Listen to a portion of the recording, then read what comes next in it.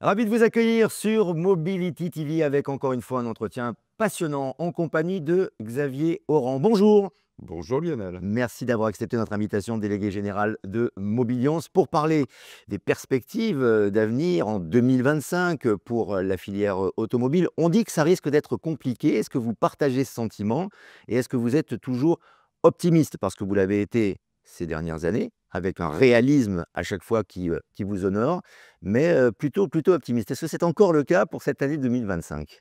Il faut toujours être optimiste malgré toutes les difficultés, hein. Le philosophe Alain disait que le pessimisme est d'humeur et que l'optimisme est une question de volonté. Donc je fais plutôt partie des seconds. Je pense qu'il faut être optimiste, c'est une question de volonté pour aborder les problèmes. Et vous l'avez dit, c'est un mot qui me plaît énormément et qui manque, je trouve, singulièrement en France, ou en tout cas dans une partie, chez une partie de nos élites, c'est le mot réalisme. On a face à nous une réelle submersion de problèmes de toute nature, sur le plan industriel, sur le plan économique, sur le plan social, sur le plan technologique, avec une concurrence qui s'est intensifiée, une transformation dont on connaît aujourd'hui, dont on mesure en tout cas aujourd'hui, l'intensité, la vitesse, l'amplitude. Je pense que 2025 va être clairement une année de vérité, parce que tous ces problèmes aujourd'hui non seulement s'accumulent, mais se combinent, se renforcent les uns et les autres.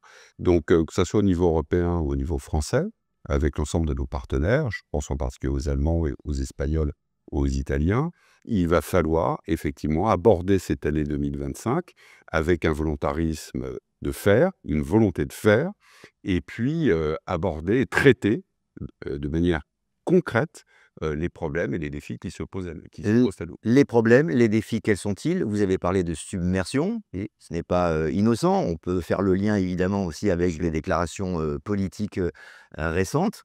Comment vous pouvez identifier les difficultés et les étapes que la filière doit franchir, aujourd'hui et demain? Vous savez, toutes ces questions, elles sont documentées en réalité depuis des années.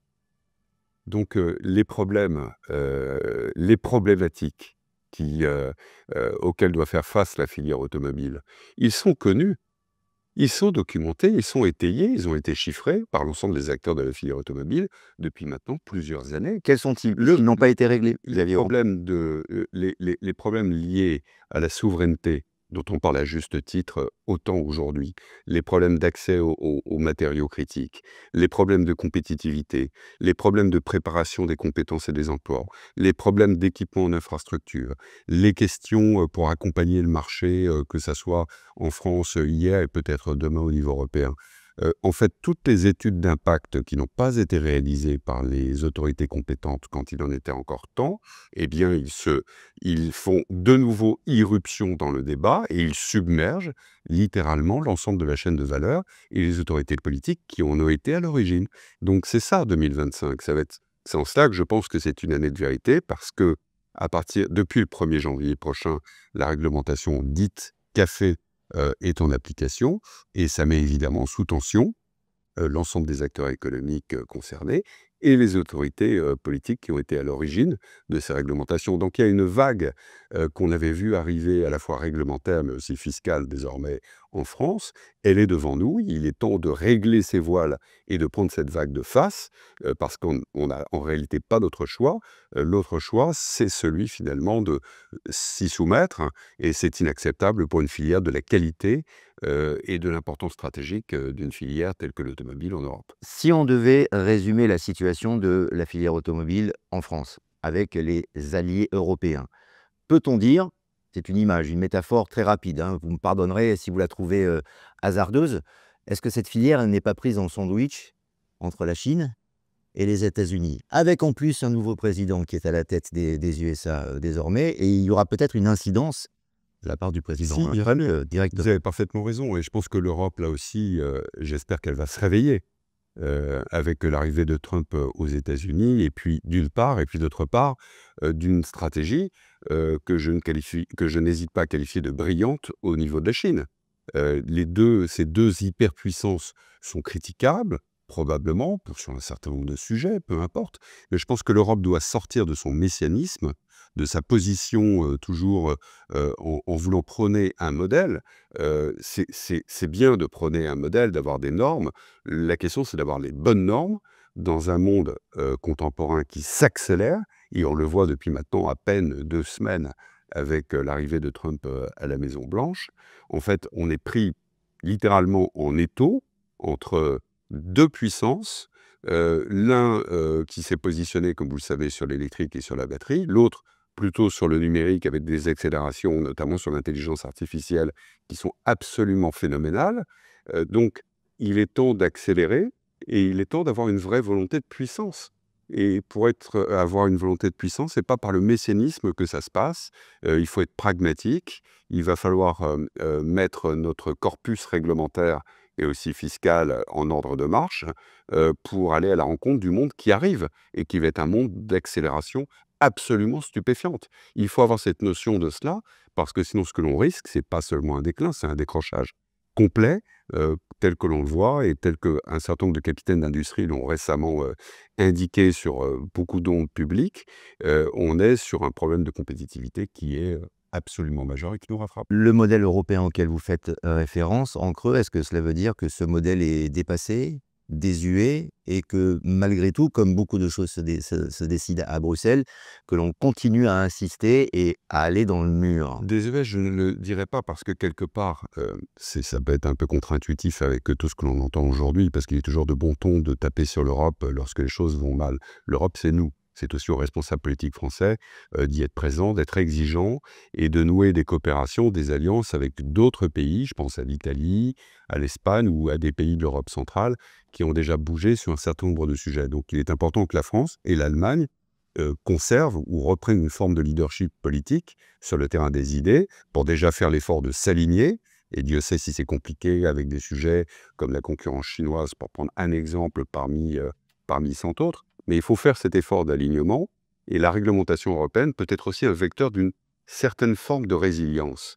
Mais pour autant, il faut se mettre à niveau parce que, encore une fois, moi, ce qui me saisit, c'est la rapidité, c'est l'amplitude, l'intensité des transformations qui sont en cours, avec des hyperpuissances qui vont tracer, qui vont être des véritables brise-glaces, je pense, sur un certain nombre de sujets réglementaires, fiscaux. Et donc, le sujet de la mobilité est un sujet stratégique absolument majeur. Donc, ne pas vouloir se mettre au diapason de ces transformations avec une politique industrielle globale, c'est-à-dire étendue au commerce et aux services, en prenant bien en compte tous les impacts, notamment la préparation des emplois et des compétences du futur, c'est renoncer d'avance et c'est donc partir battu. Et ça, pour moi, c'est pas acceptable. Est-ce que cela veut dire également qu'on pourrait imaginer, envisager une rediscussion de la suppression des constructions des moteurs thermiques en 2035? Parce que j'ai l'impression que c'est un peu le sparadrap du capitaine Haddock pour beaucoup, On hein, fait les études d'impact en temps et en heure. Et lorsque j'observe simplement qu'une enquête au niveau de la Commission européenne est en cours, qui tendrait à laisser penser, en tout cas pour l'instant, il faut être prudent, qu'il y a eu peut-être des tentatives de corruption dans le cadre du Green Deal au niveau de certains députés européens effectuées à la demande de l'ancien commissaire Frans Timmermans, qui aurait, je parle au conditionnel, contribué au financement de certaines ONG, ça laisse quand même songeur. Ça pose un véritable problème. J'espère qu'il n'y aura pas, après le Dieselgate, une sorte de Green Deal Gate, mais en tout cas, ça pose question sur l'impartialité, l'indépendance des débats, sur un sujet qui a été brûlant au cours de ces dernières années. Et souvent, effectivement, les capitaines d'industrie et les représentants de la filière au sens large ont eu des réelles difficultés à se faire entendre. Donc ça pose un problème sur le plan démocratique qui peut être, à mon avis, tout à fait important, en tout cas à garder en tête pour les prochaines étapes, parce que tout se passera au travers d'une transparence et d'une équidistance entre tous les acteurs de cette filière automobile. Elle est vaste, elle est importante, il y a beaucoup de parties prenantes, il y a beaucoup d'enjeux qu'il faut concilier, environnementaux, sanitaires, qui sont centraux, mais aussi industriels, économiques et sociaux, et il faut réussir à concilier tout cela. Si la Commission européenne ouvre un dialogue stratégique, comme Mme von der Leyen l'a annoncé, qui s'ouvre d'ailleurs demain, jeudi 30 janvier, c'est une bonne chose, c'est une très bonne initiative, il n'est jamais trop tard, mais nous sommes quand même à la 25e heure, et donc nous regarderons cela au niveau de Mobiliance avec beaucoup d'attention, mais aussi beaucoup d'exigences sur la qualité et sur l'impartialité des débats pour parvenir à une feuille de route, à une boussole, comme la Commission européenne le dit elle-même, qui nous permette réellement de refixer des repères cardinaux et en tout cas de ne pas perdre le nord, ça c'est certain. Tout en restant réaliste et optimiste. Réaliste et optimiste. Vous savez, la filière, elle adore la compétition. Les Chinois et les Américains sont des compétiteurs absolument fantastiques. Ouais. Les Européens ne manquent pas de talent, les Français également. Eh bien, bougeons, c'est le moment de se remettre en question et d'aborder 2025 avec cet optimisme dont on parlait tout à l'heure. Et il faut aller de l'avant et porter aussi un discours, un récit qui puisse embarquer notre jeunesse sur cette aventure automobile qui, à mon avis, à bien des égards, va encore beaucoup nous surprendre au sens positif du terme. Donc regardons les choses aussi que l'on peut et que l'on doit faire avancer et nous ferons le bilan d'ici 3 ou 4 mois. Prenons un peu de recul sur tout ça. Merci Xavier Oran, merci d'avoir accepté l'invitation de Mobility TV. Et Plaisir. évidemment, le plaisir est partagé. Nous nous retrouvons très prochainement pour d'autres numéros de nos émissions.